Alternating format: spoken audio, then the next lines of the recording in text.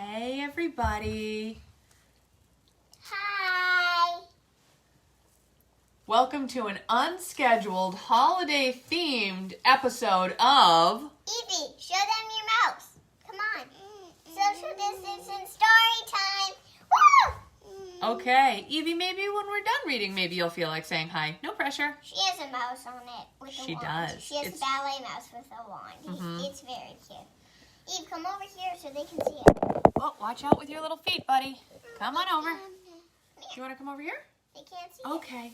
Well, they can see our Christmas tree, right? Oh, and they can see the hole in our ceiling. Cool angle. it. Right. Did you just wake up from your nap? Yep. Yeah. Oh, jeez. Let me try and turn it so you can't see so much.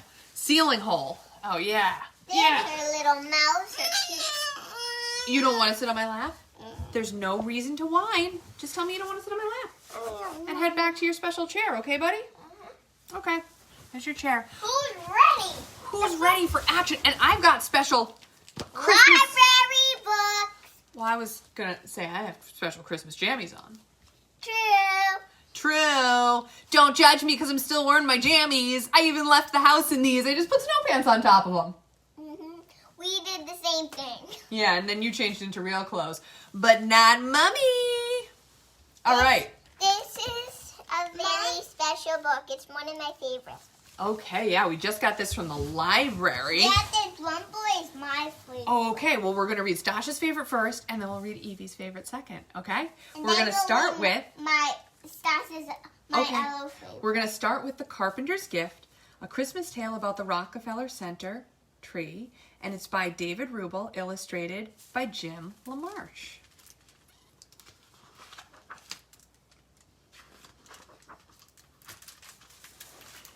Nearly a lifetime had passed, but Henry could still remember what it felt like to wake up in the old shack, especially during wintertime.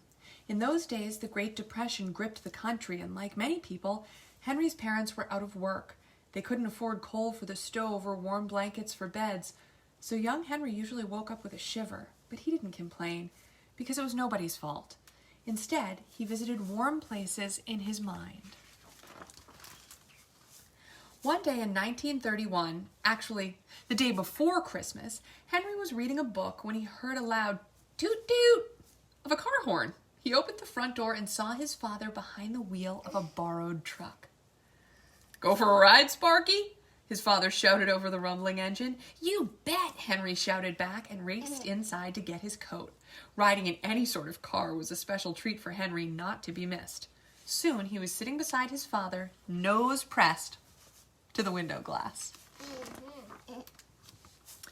They drove into a nearby grove of evergreens. Henry breathed in the strong, familiar smell. "Here's the plan," Henry's father said. "See those spruce trees, Sparky? We're going to cut them down and take them to the city." "Why?" Henry asked. "To sell them as Christmas trees," his father said. Even though New York City was just an hour's drive away, Henry had never been there before. He shivered with excitement at the thought of seeing all those tall buildings scraping the sky. Move a little closer. When Henry and his father reached Midtown Manhattan, they began looking for a place to park and unload. Driving down Fifth Avenue, they found a good spot next to a construction site. "Mind if I sit up here?" Henry's father asked a worker. The man looked them over. It didn't take long for him to figure out that Henry's father was down on his luck. "No problem," the man said. "I'll give you a hand. My name's Frank." Then he turned around and called out, "Hey, Mikey, Polly, help me out here." For the rest of the afternoon, Henry and his father sold trees to passer-by. By the end of the day, they had earned enough money to make the trip a success.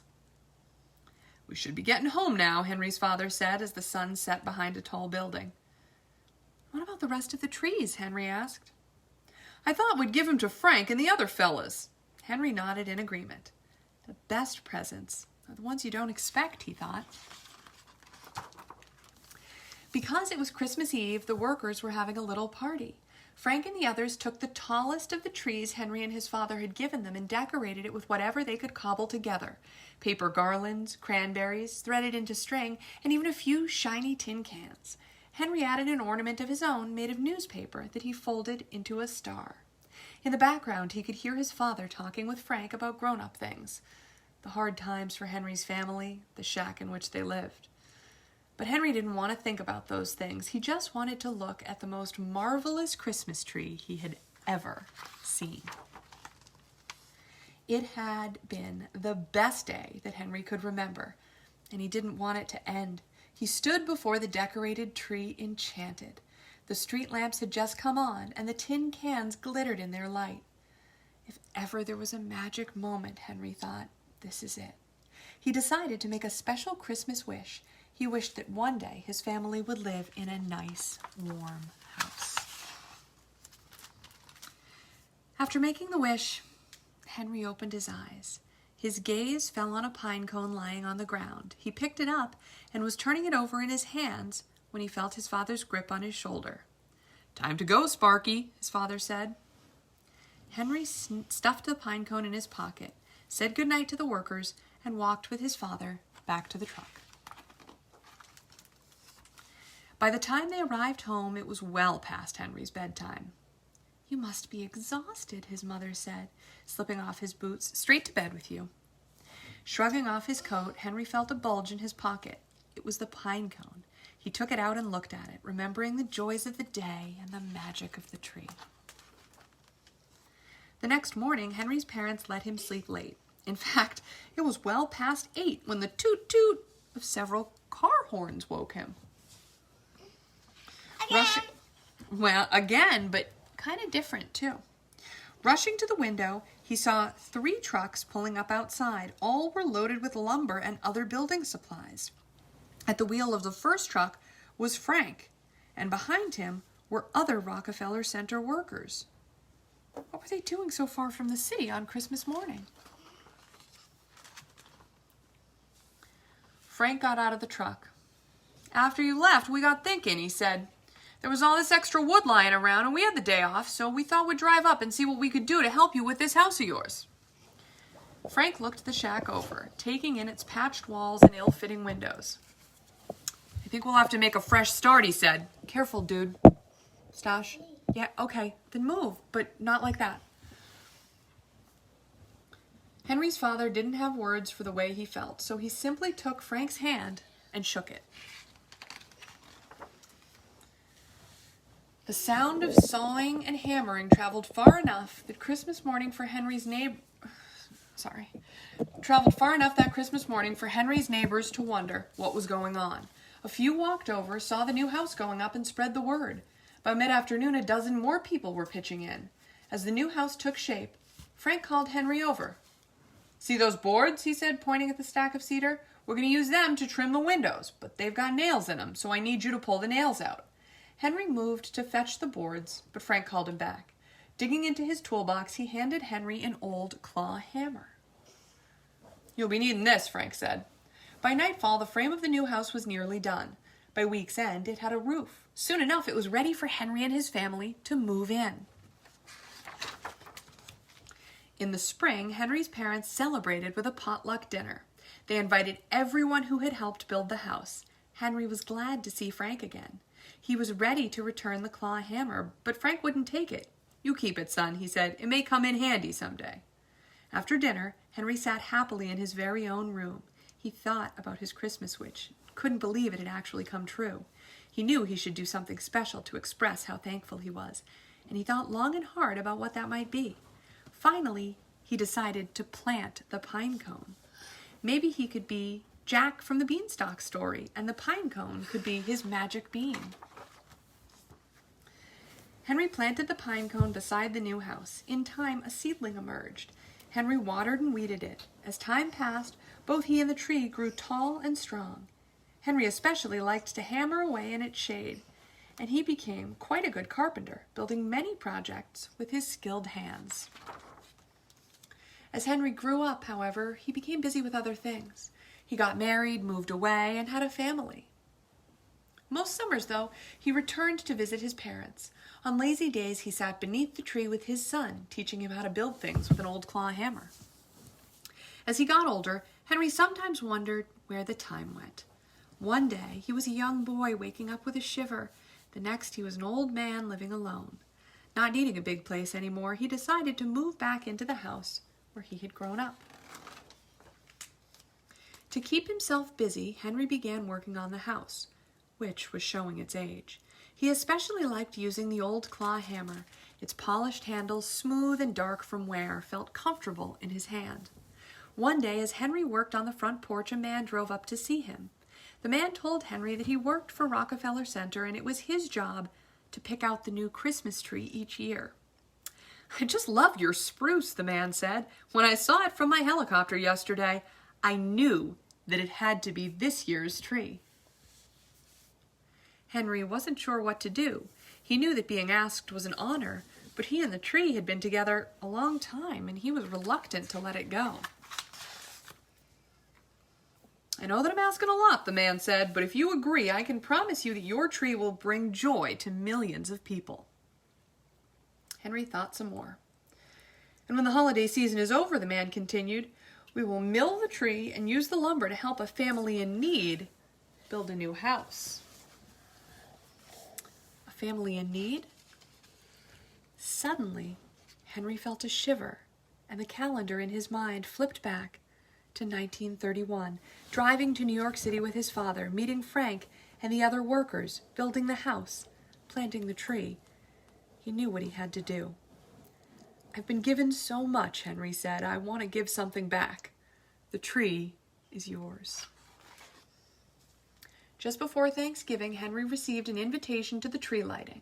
On a special day, a car picked him up and drove him all the way to Rockefeller Center, where he met the family whose new home would be built with the tree's lumber. They hugged him and thanked him many times for his generosity. Mom. Yes? He has long hair now. I think that's a little girl.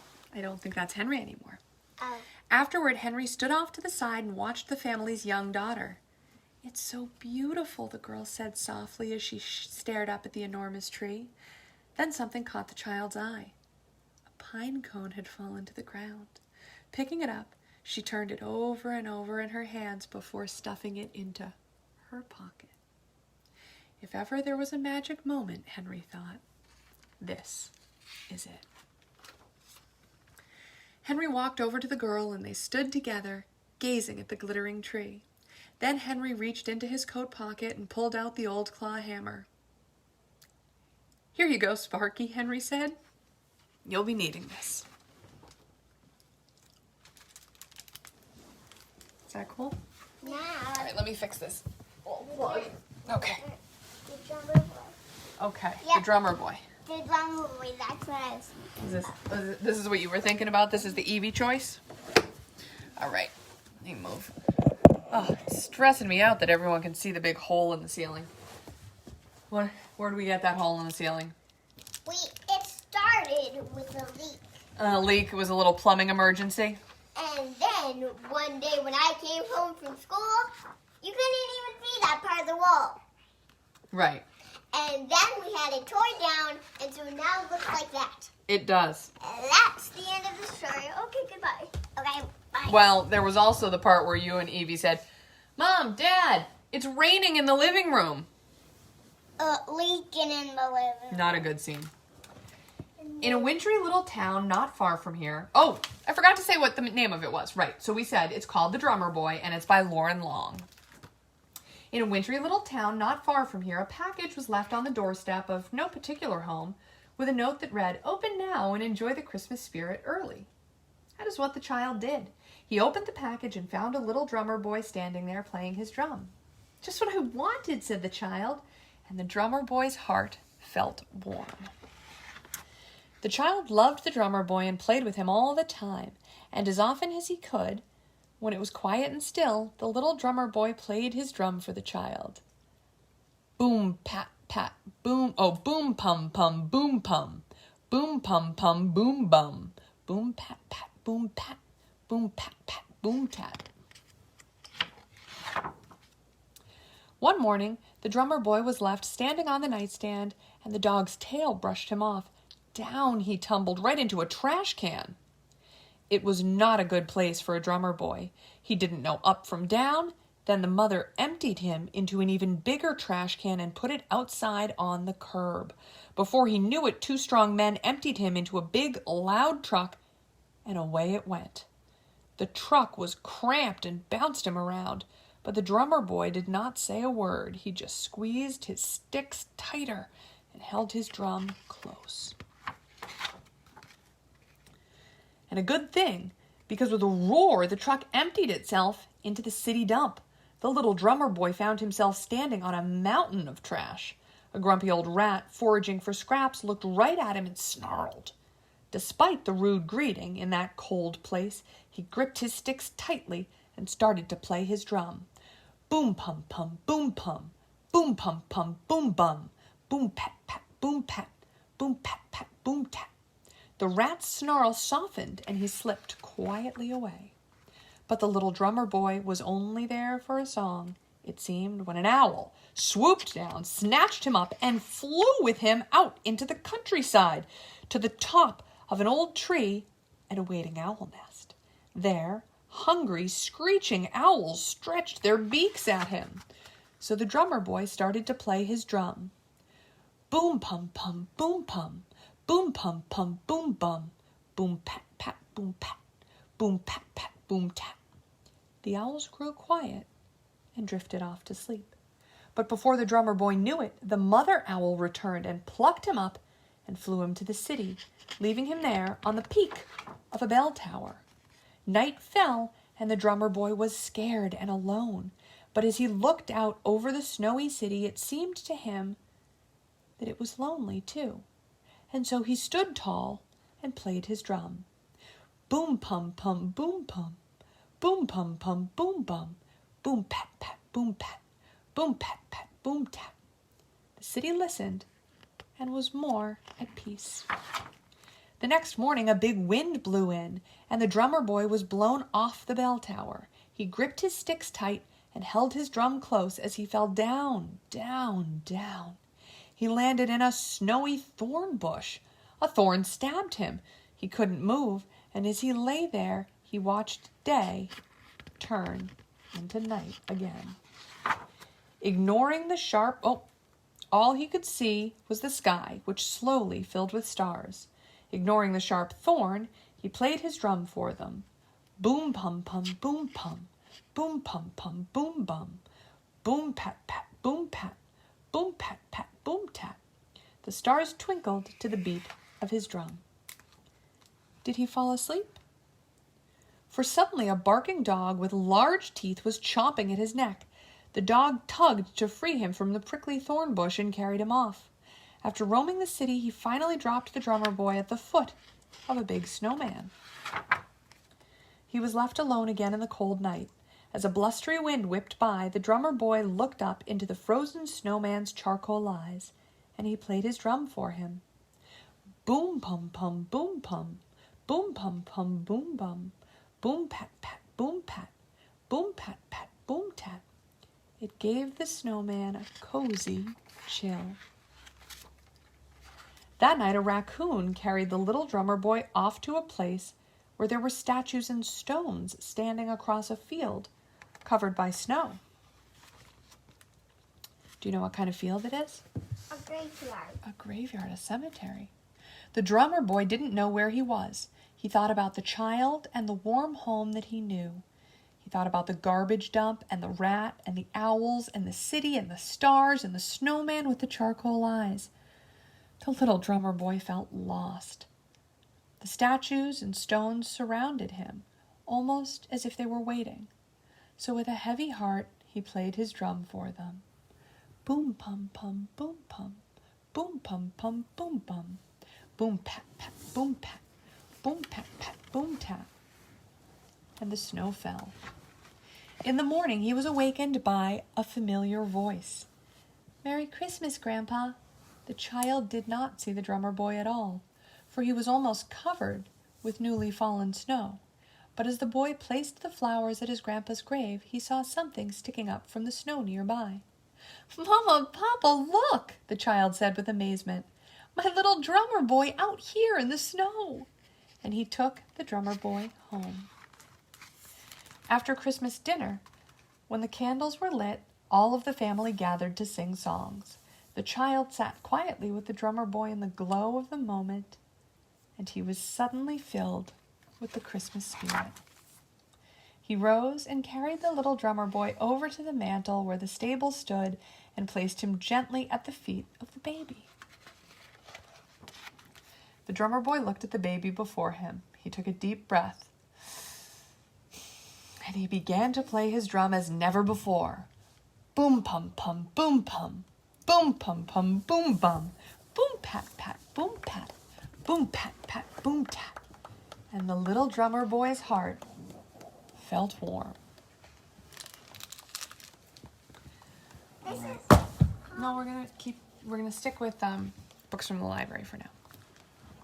Okay, now I'm gonna switch sides, so I don't get sore.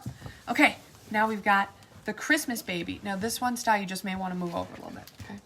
It's right here. Okay, cool. Actually, I'm not. This is the Christmas Baby by Marion, Dane, Bauer, illustrated by Richard Cowdrey. Long, long ago, in a faraway country, in a tiny town, a man knocked on a door. Have you heard? He called. A baby! A baby is coming! No room here, the innkeeper said, and he shut the door. The man knocked again, and again, and again. Have you heard? He cried. A baby! A baby is coming! No room here, no room here, the innkeepers each replied, and they shut their doors, one after another. The man stood as still as stone, a hand on the neck of the donkey that carried his wife into the land of strangers. Have you heard? He whispered to the donkey. A baby is coming this very night. The donkey twitched her ears, nodded her head, and led her master to a stable filled with beasts and with fragrant hay. Have you heard? The man asked the beasts. We have heard, they answered. We have been waiting. Come in. When the baby was born, the beasts shouted with joy. Have you heard? They whinnied and brayed and mooed and barked and bleated. He has come. Whoop. Angels sang too in their satin voices, and the stars joined in as well. Have you heard? Have you heard? He is here.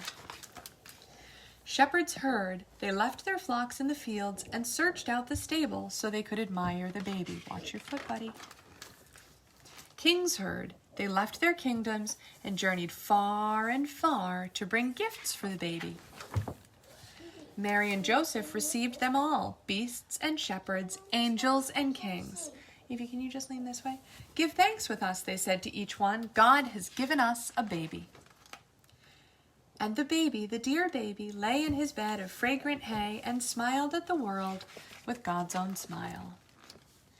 Now, every time a baby is born, stars and angels sing in their satin voices. Have you heard? Have you heard? Mamas and daddies and grandmas and grandpas and aunts and uncles and cousins and friends travel far and far bringing gifts. Have you heard? Have you heard? They say to one another. A baby, our baby is here. And you, when that dear little baby was you, do you know what you did? Yes, of course, you smiled back at us all with God's own smile.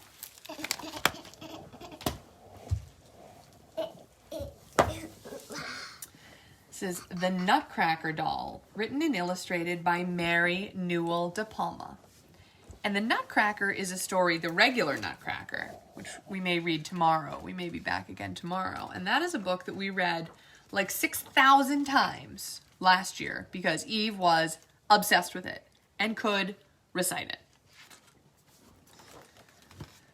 After Kepley saw the Nutcracker for the first time, she couldn't wait to go back to her ballet class. Kepley recognized two of the older girls dressing for their class. I saw you in the Nutcracker, Kepley said shyly. You were great. Next year, you should try out, they said. It's so much fun. From then on, Kepley paid extra special attention in her ballet class. She wanted to dance beautifully in the Nutcracker. Do you think you might do the Nutcracker sometime, Evie? You think so? You're wearing a Nutcracker dress today. Yeah. Yeah. One sunny Saturday, the ballet building was filled with excited girls, all bouncing, fidgeting, and giggling. It was... I like the big mouse, but except it was just a big boy, but it was not a big mouse. Oh, it was just a boy dressed up as a mouse? Yeah. Yeah. It was Nutcracker audition day. The girls grew quiet and still as they lined up for their audition. Kepler straightened her number, 215, right there. Her insides felt funny. She didn't know what would happen next. When it was her turn, Kepler's heart was thumping. She remembered to smile and did her best. It was a whole week before the letter from the ballet finally arrived. Congratulations, it began. Kepler jumped up and down with excitement. She was a doll. They practiced every Saturday, but Kepler didn't dance much. What do you mean you just stand still? Asked her mother. I'm supposed to be a doll standing under the Christmas tree, explained Kepler, so I can't move. Then I'm carried off stage by a giant mouse. Not a giant mouse, a giant person. Well, yeah. You can't move, said Mom. Suppose you have to sneeze. Kepler hadn't thought about that. Sneezing didn't turn out to be a problem, though, but giggling was. The girls couldn't stop giggling during rehearsal at the theater. After all, it was silly to be carried off stage by a man pretending to be a giant mouse. Evie thinks that's funny. As they neared the performance date, Kepler was measured, fitted, and photographed. Finally, the girls were ready. Kepler felt very important and professional the day of the first performance. She had a backstage pass and could enter the theater through the stage door. She listened to the music and stage directions on the intercom and knew when it was time to get dressed. All of the dolls felt like princesses in their costumes. It was time to go backstage. It was very dark in the wings. The brightly lit stage looked like a different world. When Kepler heard her cue, she took a deep breath and stepped into the warm lights. The lights were blinding. Kepler could feel the music in her chest, and the stage shook underfoot. Suddenly, everything turned sideways as the mouse whisked her off stage. I was not nice as the mouse. Good job, whispered the mouse, and that was it. It happened so quickly, Kepler couldn't wait to do it again. Kepler was in a dozen performances of the Nutcracker, each one as exciting as the first. She loved the cocoon of the wings, the costumes, and the lights. Someday maybe she could dance the waltz of the flowers. But for now, being a doll was a dream come true.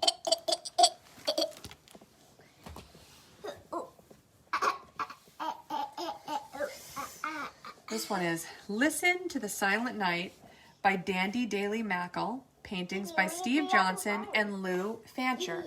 Evie, stop leaning in front of your sister. Don't be a poop. Don't be a poop. Okay. Stop. I get it. Okay. In our hearts, find a silence in the middle of the noise. With the bustling of our Christmas and the clattering of toys, help us slip into the silence filled with hallelujah joys on not such a silent night. It was not such a silent night. Hear the hoo, hoo, hoo as a night owl flew, cross a winding trail where a cold wind blew. Mary knew her time must be nearly due for the son who would set things right. It was not such a silent night. Hear the flip, flap, flap. Joseph Sandals made. Roman soldiers passed, and their horses neighed. Mary rolled and bounced while the donkey swayed as she rode toward the Bethlehem light. It was not such a silent night. Hear the oomph, oomph, oomph of the shoveling game. Down in Bethlehem where the faithful came. As the growing crowds tried to stake their claim at the inns on that festival night. It was not such a silent night. Hear the rap, tap, tap on the inn's big door. Joseph begged for rooms, but there were no more. Then they found a barn, just a hay-tossed floor, where they prayed and prepared for the night. It was not such a silent night.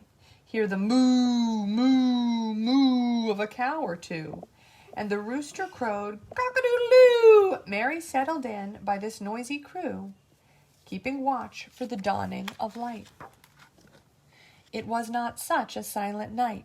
Hear the swish, swish, swish of the desert sand as the camels raced toward a far-off land, and the wise men rode with their gifts in hand toward the star that was brighter than bright. It was not such a silent night. Hear the ba, ba, ba of the sheep who crept up hills so steep where a moonbeam swept, and the snoring sounds as the shepherds slept under the skies that were starry and bright. It was not such a silent night. Hear the flap, flap, flutter of angel wings. Hear the wondrous message the angel brings, while a host of angels from heaven sings, Christ the King has been born this night. It was not such a silent night. Hear the whoosh, whoosh, whoosh, as the staffs waved free, while the shepherds cried, we must go and see. The Messiah's here, born for you and me. So they raced toward the glorious sight. It was not such a silent night. Mary groaned in pain, Joseph by her side. Then a shout rang out, baby Jesus cried. So they held him close, filled with joy and pride. A miraculous Christmas night. Stasha, move where you are. Eve, don't sit in front of your sister. Okay, I think this might be the last one we're going to read today. This is Macduff's Christmas by Rosemary Wells, illustrated by Susan Jeffers. Careful, Evie. Careful, bud. Okay. Let's see what Macduff is up to. It was Christmas Eve. Lucy and Fred and Macduff scanned the snowy skies for a glimpse of Santa's sleigh. Santa might not make it through this storm, said Fred. They put out a thermos of cocoa and shortbread sugar snaps for Santa when he came down the chimney. But nothing came down except the howling winter wind. Lucy walked Macduff in the snowy garden. Fred gave the baby a bottle. The baby's full, said Fred. Macduff is empty, said Lucy. Get the joke? Get the joke? They fell asleep to the snowing and blowing of the snowstorm. Suddenly, something thumped in the night. Macduff looked out the window with his ears in the radar position. Woof, said Macduff. Lucy woke up. No sleigh bells jingled. Fred woke up. No one was swooping down the chimney. Macduff woofed at the door to go out. The snow is over your head. You need a dog tunnel, said Fred. Fred dug Macduff a snow tunnel. Macduff went to the end of Fred's tunnel, but the thump was gone. He came in all wet and snowy. Lucy fell asleep. Fred fell asleep. Soon, Macduff heard tapping far away in the night. Woof, said Macduff. It must be Santa this time, said Fred. But the stockings were empty, and no one had eaten the shortbread sugar snaps. Macduff scratched at the door to go out. Not again, Macduff, said Lucy. Fred had to dig a fresh tunnel. Macduff went to the end. The tapping was gone. Macduff, your sweater is soaking, and my galoshes have holes in them, said Fred. No more woofs in the night, Macduff. They all went to bed again. Macduff was very good and quiet. Then he heard a squeak and said, woof! Macduff, Fred said, I am not digging any more dog tunnels. You will have to go out by yourself. Macduff disappeared in a world of snow. Where is he? Asked Lucy. Oh, I wish I had binoculars.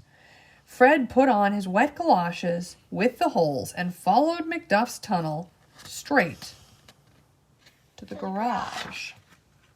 Holy Toledo, said Fred. I'm stuck, said Santa. Where's your snow shovel? I've got it, said Fred. I've been digging dog tunnels. Holy Toledo, said Santa. Santa and Fred and Macduff dug the sleigh out of the snowdrift. Lucy had hot soup and sandwiches waiting for them when they came in. "It's almost Christmas morning," said Santa. "Forgive me if I eat and run." In Fred's stocking were new galoshes. In Lucy's stocking was a pair of binoculars. In the baby's stocking was a pink and blue hippopotamus. McDuff's present was a new friend. It was a kitty. She drank 3 egg cups of milk in a row. Then she settled against McDuff's warm side, and everyone slept until Christmas after noon. All right, dudes. I think that's it for today's episode. Thanks for tuning in for another social distancing story time. You're so loud. I feel bad for anyone that had the volume up. We will try and come back and do another one, maybe tomorrow. Maybe the last few days before Christmas here, we'll try and come back with some Christmas and winter-themed books. So, see you again soon. Bye. Bye.